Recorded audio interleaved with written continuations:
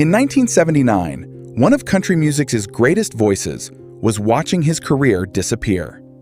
I'm ready. A producer handed him a song so painful, he doubted anyone would want to hear it. He saw no hit. Only another reason for the world to turn away. But months later, that same song made millions of Americans stop and listen. The singer was an iconic country legend, whose legendary voice had almost been silenced forever. And the song he questioned would become the song that saved his legacy.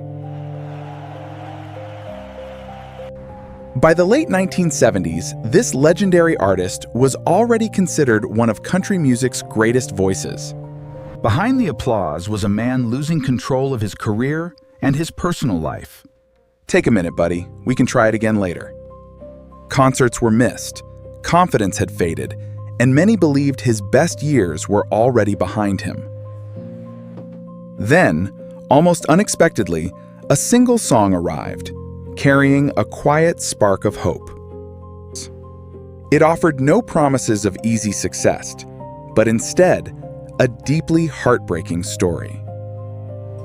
A painful story he was now being asked to sing directly from his soul.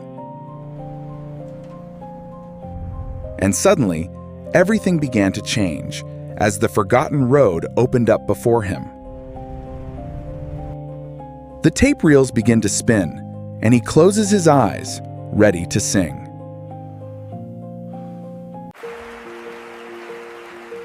There was a time when George could make an entire room forget everything else.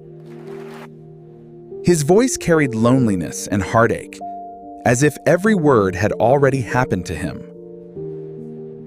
But by the late 1970s, performances were missed, and promoters waited in vain. Audiences went home disappointed, and the name No-Show G.E. Orge began following him. The records were no longer reaching the top, and the crowds grew smaller. Even his admirers wondered how much longer the industry would give him a chance. Yet inside the studio, producer Billy still believed there was something left to capture. Not the chaos, not the troubled reputation, but the raw power of the voice. Then one evening, Billy placed a brand new song in front of George. It told the story of a man promising to love one woman until death. But to George, it looked far less like a triumphant comeback trail. Instead, it looked like just another song destined to slowly disappear.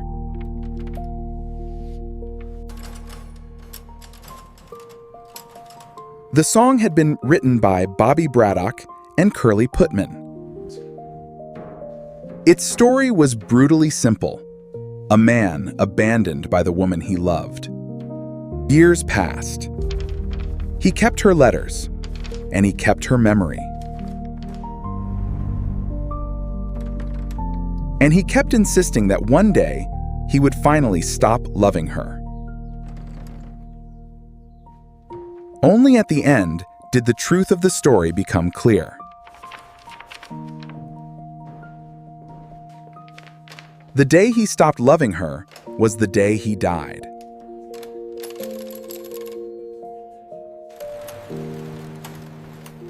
Producer Billy Sherrill heard something extraordinary in that final turn. George Jones heard something else, a song that was too slow and dark. It was too painful and too far removed from country radio.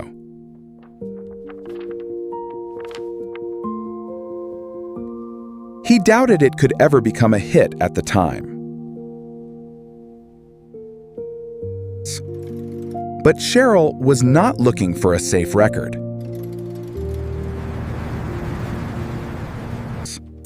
He believed the song needed a singer whose voice had survived every word. George did not trust the song. Billy Sherrill trusted George. George did not walk into the booth believing he was about to create history. He was still uncertain about the melody, still doubtful about the story. And I heard it in his voice. He found it. He found the song. And still carrying the weight of everything happening outside the studio. Take after take, the performance resisted him. The phrasing felt unfamiliar. The pace gave him nowhere to hide. Every word had to remain exposed. And Billy Sherrill understood that pressure. He did not need George to sing louder. He needed him to stop performing and stop fighting the sadness. He needed him to tell the story as though it belonged to him. Gradually, something changed. The hands holding the lyric sheet became still. The voice no longer sounded like a singer searching for a hit. It sounded like a man remembering someone he had never truly stopped loving.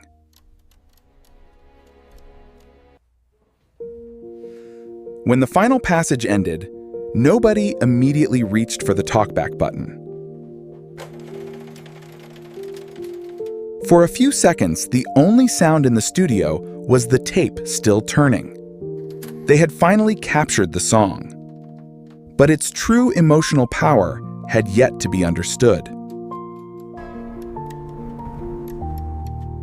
What made the song unforgettable was not simply its sadness. It was the way the story concealed its truth.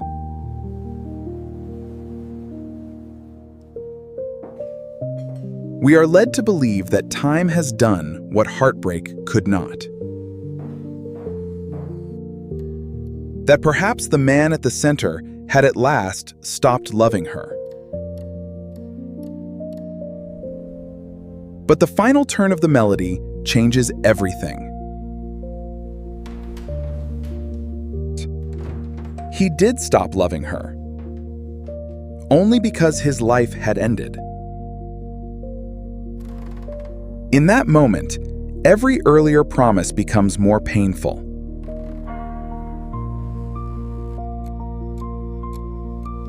Every letter, every empty chair, every year spent waiting. The song was no longer about a man refusing to let go. It was about a love that outlived hope, dignity, and time itself. Billy Sherrill understood that the final revelation had to arrive quietly. George Jones gave that realization a voice, making it sound true. And once listeners heard the ending, the song became impossible to forget. The completed recording entered the world without any promise of success. Even the veteran singer who performed, it was unsure audiences would remain patient. The producer believed otherwise, sending the record to local stations and waiting. At first, the response was almost invisible, but something began to shift. One presenter played it a second time, letting the slow melody breathe. A driver stayed with the station on a wet road instead of changing the dial.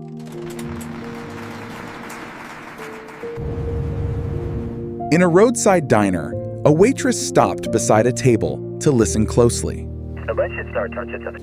Then the telephone calls began, ringing through the small radio station. Listeners were not asking for loud spectacle. They wanted to hear the story again. The recording gradually traveled beyond the studio, moving through ordinary American homes.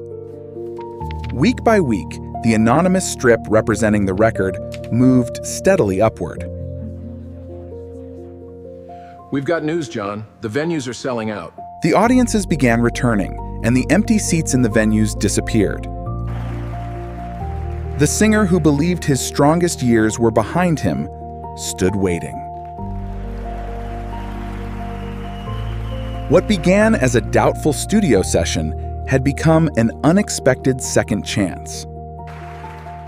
The recording did more than return a veteran singer to the charts. It changed the way the entire industry saw him. A voice believed to belong to an earlier era was heard again. Recognition followed. But trophies were never the most important part of the story. The real victory had already happened inside the recording booth.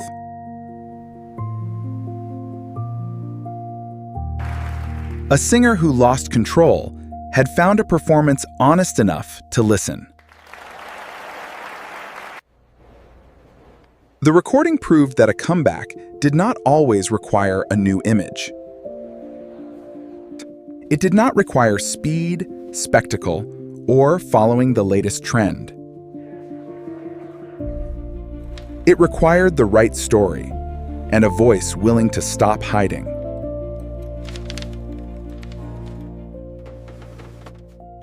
As the years passed, technology changed and new performers entered the studios. I never meant to break the heart you gave to me. Older listeners carried it, while younger singers studied the restraint within. And each new generation discovered the same final, profound realization. It became the defining performance by which his entire legacy is remembered. He never believed the recording would define his career. To him, it was too slow. But the very qualities he doubted became the source of its power. The recording asked listeners to remain patient, to wait for a final truth. It did not repair every broken part of the singer's life.